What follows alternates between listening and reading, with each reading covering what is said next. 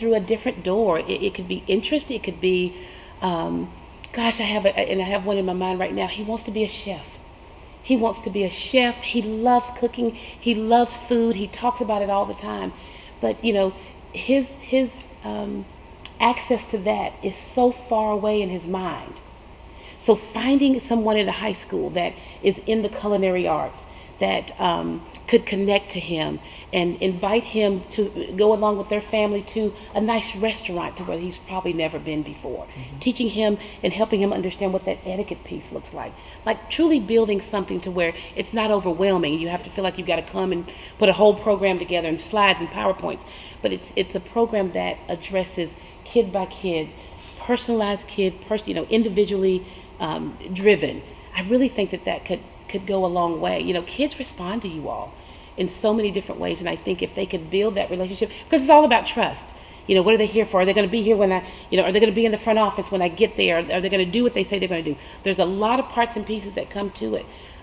They're counting on people, and that's why I'm very careful and protective of mentorship programs, because mentors can let kids down.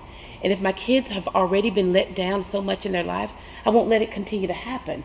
So it has to be something that, not that things don't come up, but overall in the general sense, you know, we've got to build it to where there is trust established and that there is an understanding of what it is that we're really trying to do together.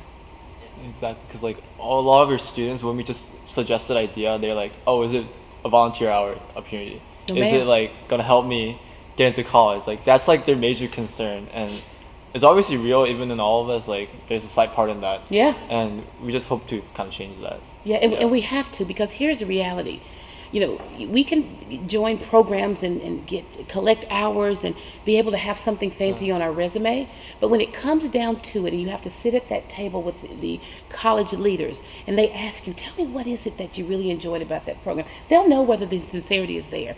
They'll know whether your heart was in that or not, and whether or not you really made a difference. And here's the reality. Don't spend your time doing something that's not worth it in the first place. Do things that make a true impact on another kid's life, another person's life, and it might be senior citizens that someone's connected to. I have a student right now who is in love with students who have special needs. She said, Ms. Smith, I already know I'm going to be a special needs teacher. I want to work with kids who have a difference in learning, who need somebody to love them differently. She's already identified that. She's a 7th grader. So she goes down to our classrooms last year, working with our students that have significant disabilities in learning. And she's already learning how to create scaffolds and strategies to help them learn.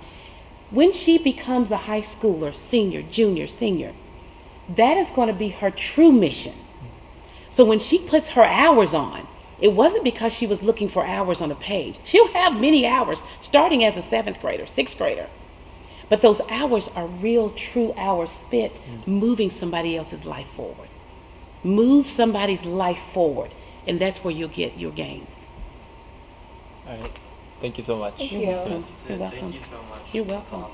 That was beautiful. I hope you weren't holding your bag. Well, no. And so, We could talk for hours. can you turn the camera off? Yeah.